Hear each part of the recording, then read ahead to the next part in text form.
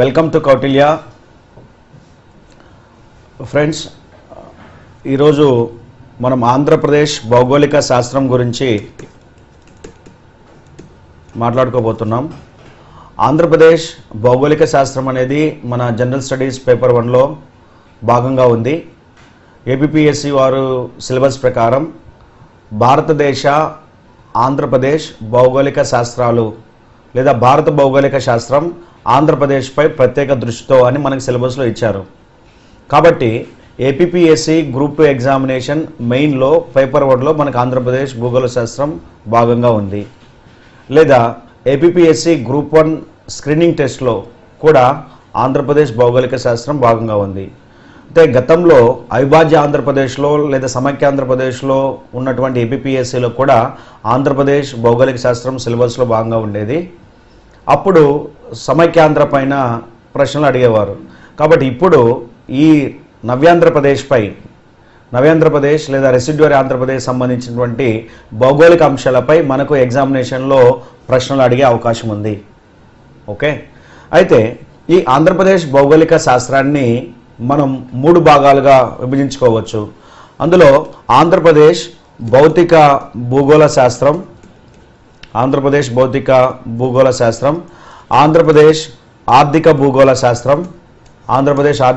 శాస్త్రం మరియు ఆంధ్రప్రదేశ్ సామాజిక భూగోళ శాస్త్రం.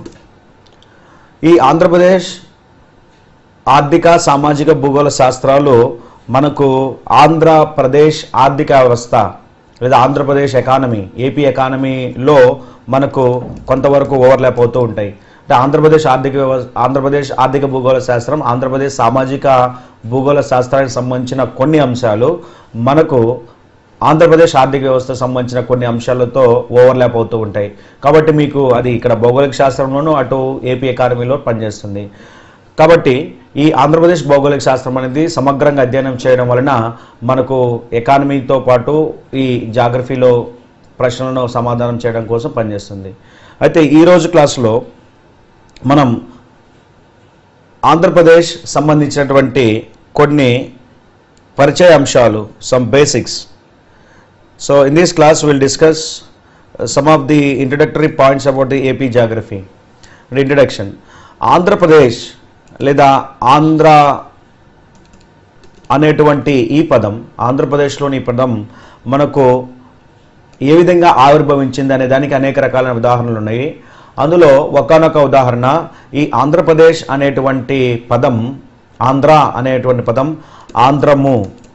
ఆంధ్రము లేదా తెలుగు లేదా తెనుంగు అనేటువంటి ఒక భాషను మాట్లాడే ప్రజల యొక్క ప్రాంతం గురించి తెలుపుతుంది.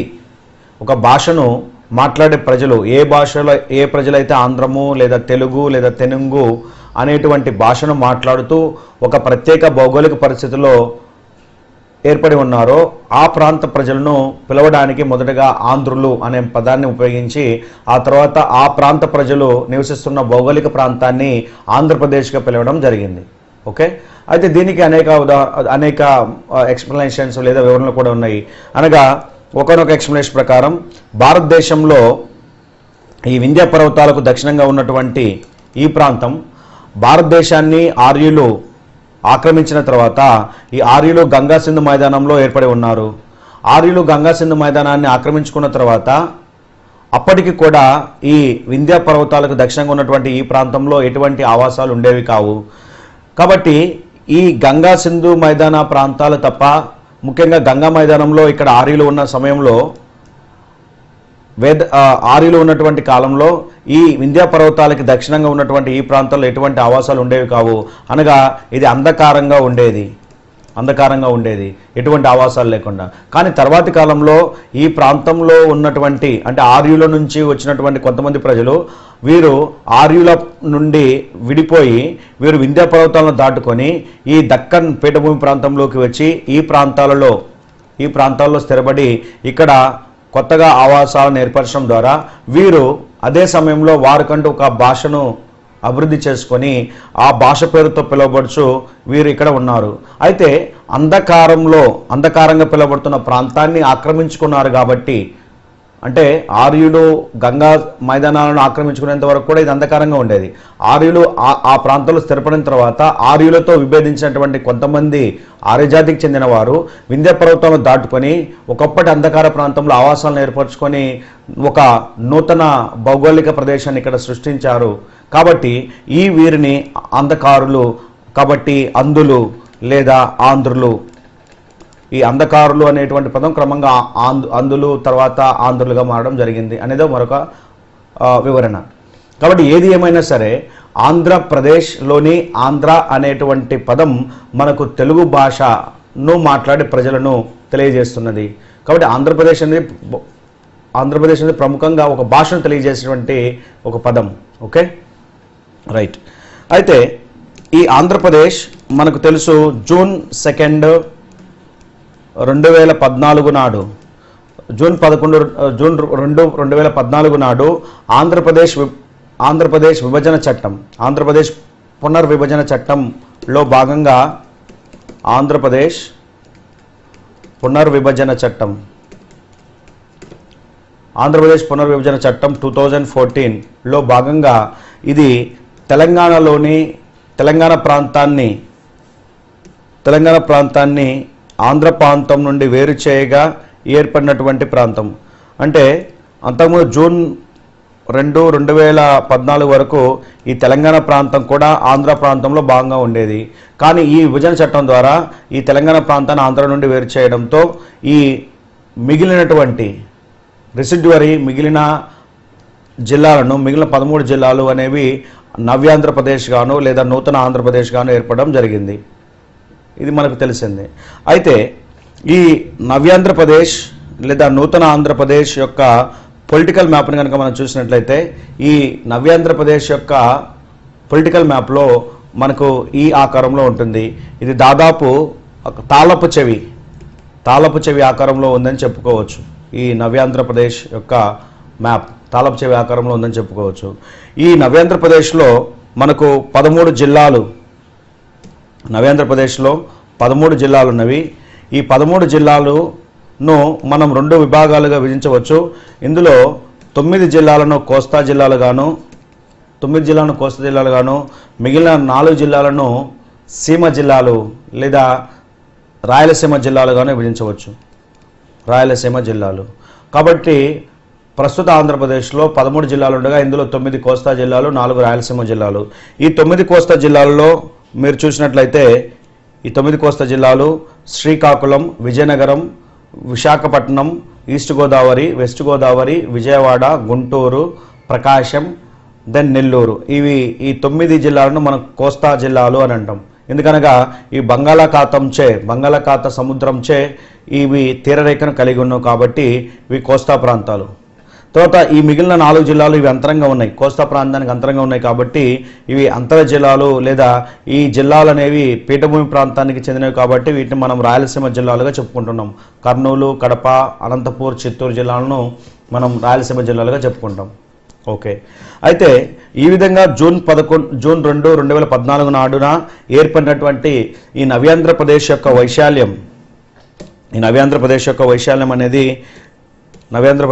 వైశాల్యం దాదాపు 1,60,205 చదరపు కిలోమీటర్లు. 1,60,205 చదరపు కిలోమీటర్లు నవ్యాంధ్రప్రదేశ్ యొక్క వైశాల్యం. కానీ నవ్యాంధ్రప్రదేశ్ ఏర్పడిన తర్వాత పోలవరం ప్రాజెక్టు ముంపు గ్రామాలను గుర్తించి, అంటే పోలవరం ప్రాజెక్టును మన గోదావరి నది పైన ఇక్కడ ఆంధ్ర తెలంగాణ సరిహద్దు ప్రాంతాల్లో కడుతున్నాం. ఈ ఆంధ్ర తెలంగాణ సరిహద్దు ప్రాంతాల్లో కడుతున్నటువంటి ఈ పోలవరం ప్రాజెక్టు యొక్క ముంపు గ్రామాలను గుర్తించి ఈ పోలవరం ప్రాజెక్టు వలన ముంపు కాబడేటువంటి ప్రాంతాలను ఆంధ్రప్రదేశ్లో చేర్చాలనే ఉద్దేశంతో ఆంధ్రప్రదేశ్లో ఈ తెలంగాణ ప్రాంతంలోని ఖమ్మం జిల్లా నుండి ఇది ఖమ్మం జిల్లా. ఈ తెలంగాణ ప్రాంతంలోని ఖమ్మం జిల్లా నుండి కొన్ని మండలాలను ఆంధ్రప్రదేశ్లో చేర్చడం జరిగింది. కాబట్టి తెలంగాణ ప్రాంతంలోని ఖమ్మం జిల్లా నుంచి 7 మండలాలను పోలవరం ముంపు గ్రామాలుగా గుర్తించి ఈ పోలవరం ముంపు గ్రామాలను ఆంధ్రప్రదేశ్లో కలపడం జరిగింది. ఈ ఆంధ్రప్రదేశ్లో కలిపినటువంటి 7 మండలాలు 4 మండలాలను ఈస్ట్ గోదావరి జిల్లాలోను, 3 మండలాలను వెస్ట్ గోదావరి పశ్చిమ గోదావరి జిల్లాలోను కలపడం జరిగింది. సో ఖమ్మం నుండి వేరు చేసి, తెలంగాణ ప్రాంతంలోని ఖమ్మం జిల్లా నుండి వేరు చేసి ఆంధ్రప్రదేశ్లో కలిపినటువంటి 7 మండలాలు: 1 చింతూరు, 2 కూనవరం, 3 వీరరామచంద్రపురం, 4 భద్రాచలం మండలం. అయితే భద్రాచలం మండలం పూర్తిగా కాకుండా భద్రాచలంలో కొన్ని ప్రాంతాలను మాత్రమే పాక్షికంగా, కాబట్టి భద్రాచలం మండలాన్ని పూర్తి కాకుండా కొన్ని గ్రామాలను మాత్రమే ఆంధ్రప్రదేశ్లో కలిపారు. ఈ భద్రాచలం టెంపుల్ టౌన్ మాత్రం ఖమ్మం జిల్లాలోనే ఉంది, అంటే తెలంగాణ ప్రాంతానికి చెందినగా ఉంది. ఈ 4 జిల్లాలను మనం ఆంధ్రప్రదేశ్లోని ఈస్ట్ గోదావరి జిల్లాలోని రంపచోడవరం రెవెన్యూ డివిజన్లో కలపడం జరిగింది.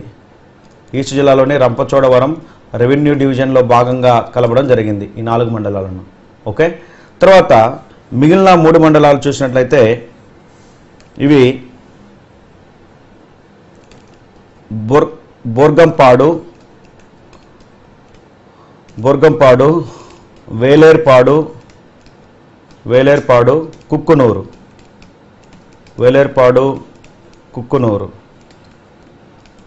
ఈ బోర్గంపాడు, వేలేర్పాడు, కుక్కునూరు ఈ 3 మండలాలను పశ్చిమ గోదావరి జిల్లాలోని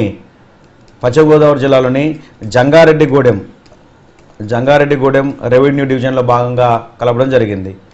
కాబట్టి ఈ పోలవరం ముంపు గ్రామాలను లేదా ముంపు మండలాలను గుర్తించి ఈ పోలవరం ముంపు గ్రామాలను ఆంధ్రప్రదేశ్లో ఈ ఆంధ్రప్రదేశ్ విభజన చట్టానికి సవరణ ద్వారా, according to AP reorganisation amendment act, so Andhra Pradesh విభజన సవరణ చట్టం ద్వారా ఈ 7 మండలాలను ఆంధ్రప్రదేశ్లో కలపడం జరిగింది.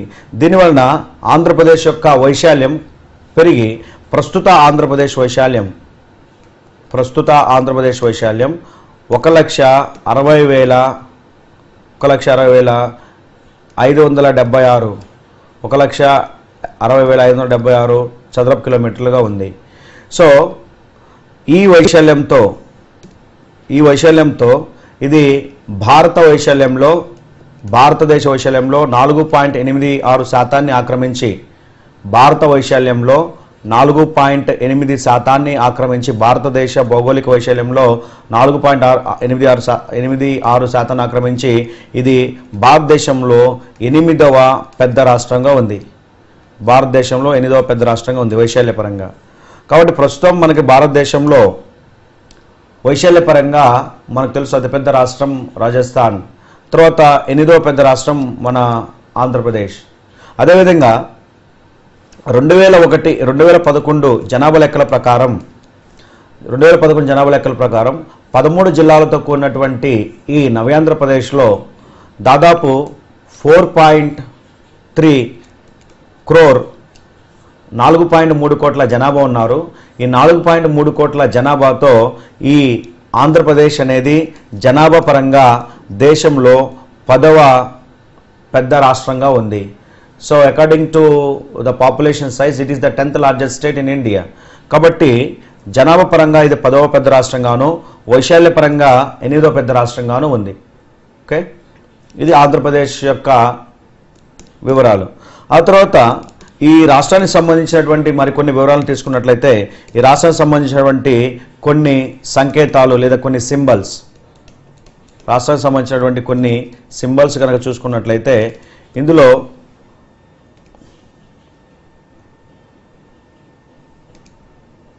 రాష్ట్రానికి సంబంధించినటువంటి కొన్ని సంకేతాలు చూసినట్లయితే ముఖ్యంగా ఈ రాష్ట్రం యొక్క చిహ్నం మనందరికీ తెలుసు పూర్ణకుంభం. రాష్ట్రం యొక్క చిహ్నం మనకు తెలుసు, ఇది పూర్ణకుంభం. ఈ పూర్ణకుంభం అనేటువంటి ఈ చిహ్నాన్ని, ఇది కలశం లాంటి చిహ్నాన్ని మనం అమరావతిలోని బుద్ధిస్ట్ స్తూపాలపై ఉన్నటువంటి నిర్మాణాల నుంచి తీసుకున్నాం. కాబట్టి ఆంధ్రప్రదేశ్ యొక్క చిహ్నం పూర్ణకుంభం. ఆ తర్వాత ఈ రాష్ట్రం యొక్క అధికార భాష తెలుగు. తర్వాత ఈ రాష్ట్రం యొక్క గీతం, రాష్ట్ర గీతం మా తెలుగు తల్లికి మల్లెపూదండ, మా తెలుగు తల్లికి మల్లెపూదండ, మా తెలుగు తల్లికి మల్లెపూదండ, మా కన్న తల్లికి మంగళారతులు అనేటువంటి ఈ రాష్ట్ర గీతాన్ని శంకరంబాడి సుందరాచారి గారు రచించారు. శంకరంబాడి సుందరాచారి గారు రచించారు. ఆ తర్వాత ఈ రాష్ట్రం యొక్క పక్షి, రాష్ట్ర పక్షి పాలపిట్ట, తర్వాత రాష్ట్ర జంతువు కృష్ణ జింక, ఆ తర్వాత రాష్ట్రం యొక్క వృక్షం, వేప చెట్టు, తర్వాత రాష్ట్ర పుష్పం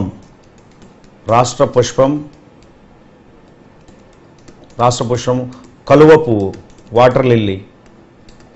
రాష్ట్ర పుష్పం అనేది వాటర్ లిల్లీ, కలువ పువ్వు.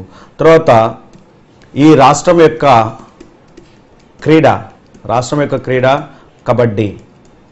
సో ఈ కబడ్డీ అనేది ఆంధ్రప్రదేశ్ రాష్ట్రంతో పాటు పంజాబ్ రాష్ట్రానికి కూడా ఇది ఆ రాష్ట్ర పంజాబ్ రాష్ట్రం యొక్క క్రీడగా కూడా ఉంది కబడ్డీ, రాష్ట్ర క్రీడ కబడ్డీ. తర్వాత ఈ రాష్ట్రం యొక్క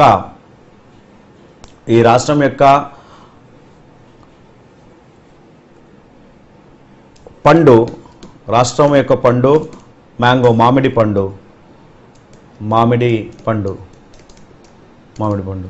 ఇవన్నీ కూడా ఈ రాష్ట్రానికి సంబంధించినటువంటి ప్రధాన చిహ్నాలు లేదా సంకేతాలు. ఓకే, సో ఇదంతా కూడా మనం ఆంధ్రప్రదేశ్ సంబంధించినటువంటి ఒక పరిచయమైనటువంటి లేదా ఇంట్రడక్టరీ విషయాలుగా మాట్లాడుకోవచ్చు. తర్వాత మన సిలబస్ విషయానికి వచ్చినట్లయితే, సిలబస్లో భాగంగా మనకు ముందుగా చెప్పినట్లుగా ఆంధ్రప్రదేశ్ భౌతిక భూగోళ శాస్త్రం మరియు ఆంధ్రప్రదేశ్ ఆర్థిక భూగోళ శాస్త్రం మరియు ఆంధ్రప్రదేశ్ సామాజిక భూగోళ శాస్త్రాలు ఉంటాయి. అయితే మన కోర్సుని ముందుగా ఆంధ్రప్రదేశ్ భౌతిక భూగోళ శాస్త్రంతో మొదలు పెడదాం. భౌతిక భూగోళ శాస్త్రం. ఈ ఆంధ్రప్రదేశ్ భౌతిక భూగోళ శాస్త్రంలో మొదటగా ఆంధ్రప్రదేశ్ యొక్క నైసర్గిక స్వరూపం,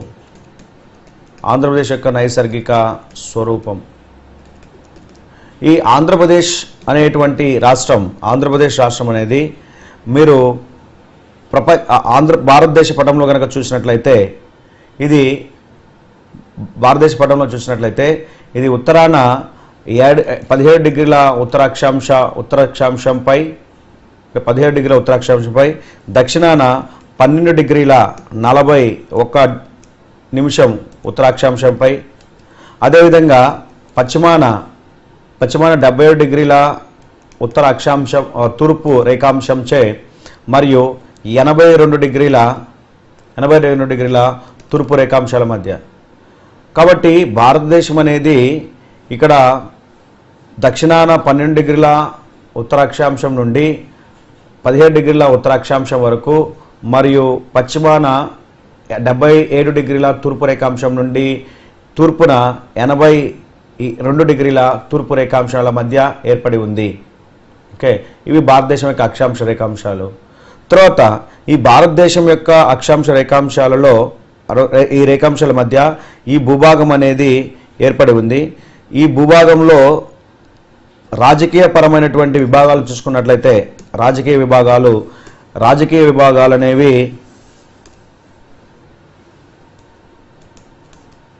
రాజకీయ విభాగాలు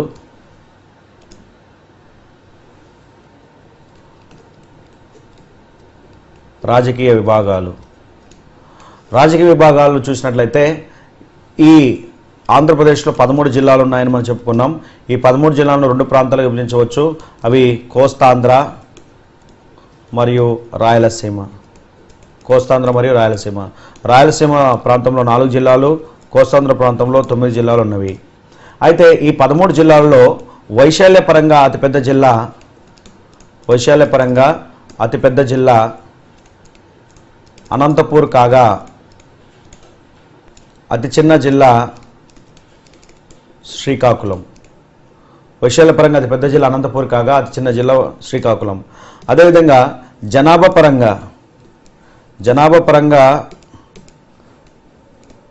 పరంగా అతిపెద్ద జిల్లా ఈస్ట్ గోదావరి, తూర్పు గోదావరి జిల్లా కాగా అతి చిన్న జిల్లా విజయనగరం. సో ఆంధ్రప్రదేశ్లో మొత్తం 644 మండలాలు ఉన్నవి. ఇందులో అత్యధిక మండలాలు చిత్తూరు జిల్లాలో ఉన్నవి. చిత్తూరు జిల్లా దాదాపు 52 మండలాలు ఉన్నవి. అత్యధిక మండలాలు కలిగిన జిల్లా చిత్తూరు. అత్యల్ప మండలాలు కలిగిన జిల్లా శ్రీకాకుళం. ఓకే, ఇవి రాజకీయ విభాగాలు.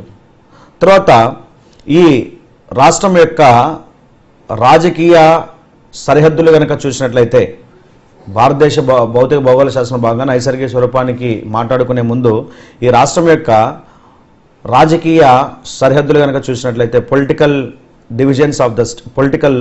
బౌండరీస్ ఆఫ్ ద స్టేట్, రాజకీయ సరిహద్దులు కనుక చూసినట్లయితే మనకు ముఖ్యంగా ఇది ఆంధ్రప్రదేశ్ చిత్రపటం అనుకున్నట్లయితే ఆంధ్రప్రదేశ్ చిత్రపటానికి ఉన్నటువంటి రాజకీయ సరిహద్దులు ముఖ్యంగా ఇక్కడ తెలంగాణ రాష్ట్రం, ఇక్కడ ఛత్తీస్గఢ్ రాష్ట్రం మరియు ఇది ఒడిషా రాష్ట్రం. ఇటువైపున కర్ణాటక రాష్ట్రం, ఇటువైపున తమిళనాడు రాష్ట్రం, ఇటువైపున బంగాళాఖాతం, బే ఆఫ్ బెంగాల్. కాబట్టి ఈ రాష్ట్రం యొక్క రాజకీయ సరిహద్దులను కనుక మనం చూసినట్లయితే మీరు పటంలో చూడవచ్చు. ఈ పటంలో చూడండి, ఈ రాష్ట్రానికి ఉత్తరం వైపున తెలంగాణ, ఇక్కడ ఛత్తీస్గఢ్, ఇక్కడ ఒరిస్సా 3 రాష్ట్రాలు ఉన్నవి. సో ఉత్తరాన ఛత్తీస్గఢ్, ఒడిషా మరియు తెలంగాణ 3 రాష్ట్రాలు ఉన్నవి. పశ్చిమాన ఇది కర్ణాటక రాష్ట్రం, ఇది దక్షిణాన ఇది కర్ణాటక రాష్ట్రం. పశ్చిమాన మరియు నైరుతి ప్రాంతంలో అదేవిధంగా నైరుతి ప్రాంతంలో కర్ణాటక రాష్ట్రం ఉండగా ఇక్కడ ఆగ్నేయ ప్రాంతంలో, ముఖ్యంగా చెప్పాలంటే ఆగ్నేయ లేదా దక్షిణ ప్రాంతంలో మనకు తమిళనాడు ప్రాంతం ఉంది. కాబట్టి రాష్ట్ర సరిహద్దులు కనుక చూసినట్లయితే రాష్ట్ర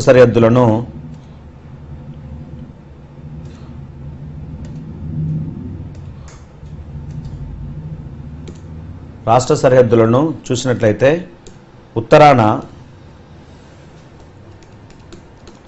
ఉత్తరాన తెలంగాణ, ఛత్తీస్గఢ్ మరియు ఒడిషా, దక్షిణాన తమిళనాడు, పశ్చిమాన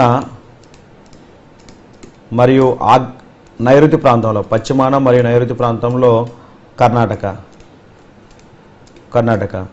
తూర్పున ఇక్కడ ఎటువంటి రాజకీయ సరిహద్దు లేదు. తూర్పున ఉన్నది మనకు బంగాళాఖాతం మాత్రమే.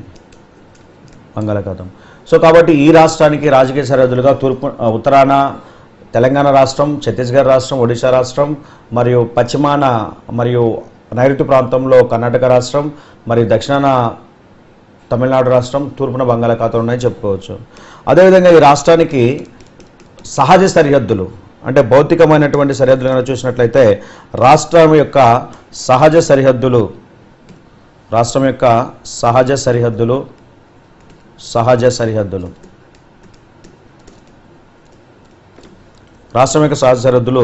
మన పటంలో చూసినట్లయితే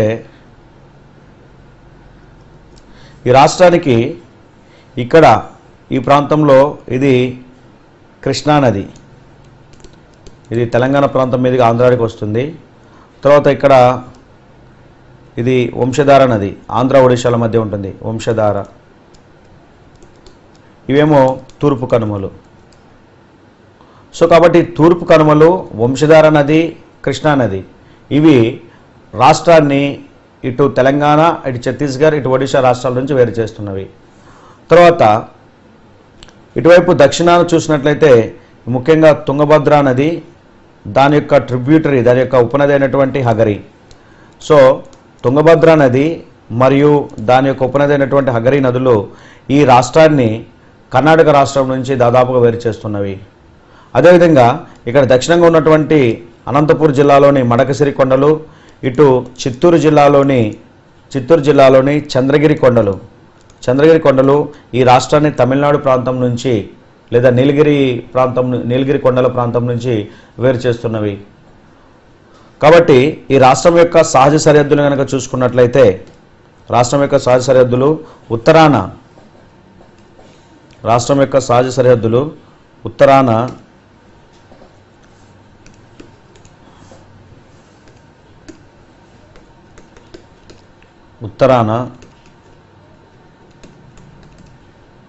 కృష్ణా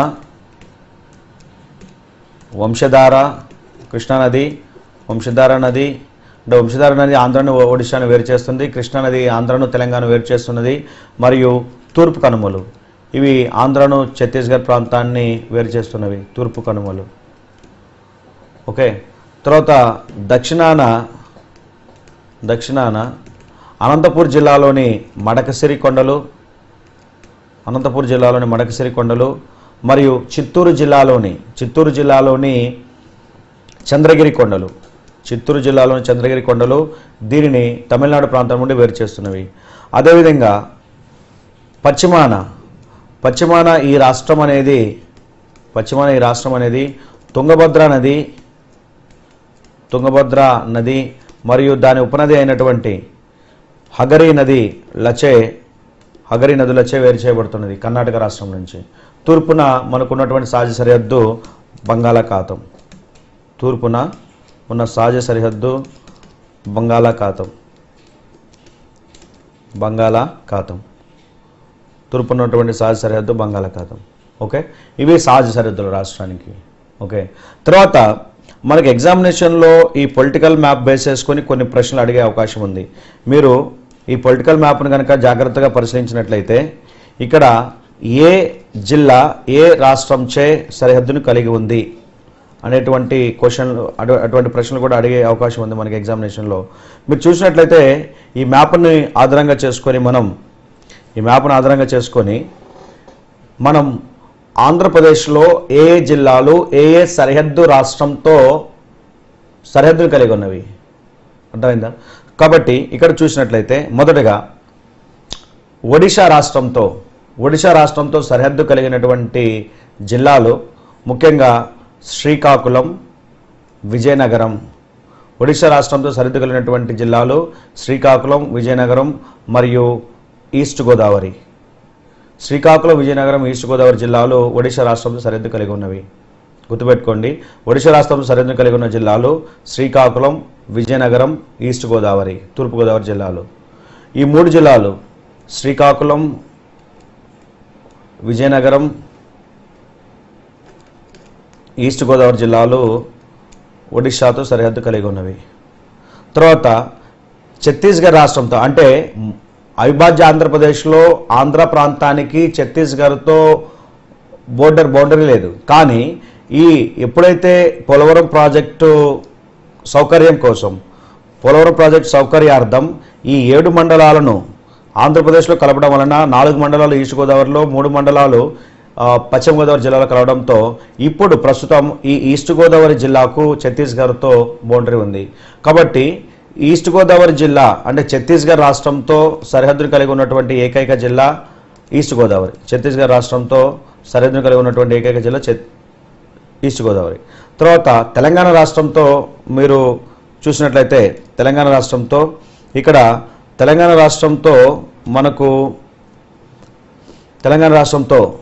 ఈస్ట్ గోదావరి, వెస్ట్ గోదావరి, కృష్ణా, గుంటూరు, ప్రకాశం, కర్నూలు. సో తెలంగాణ రాష్ట్రంతో సరిహద్దు ఉన్నటువంటి జిల్లాలు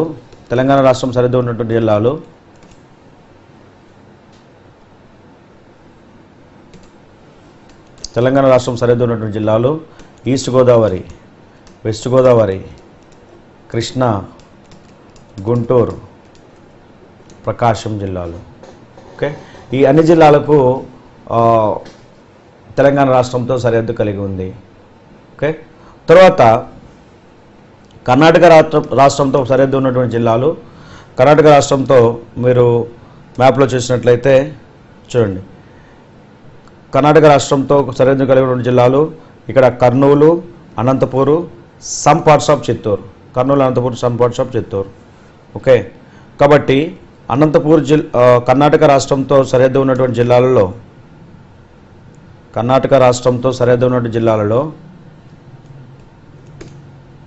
కర్నూలు,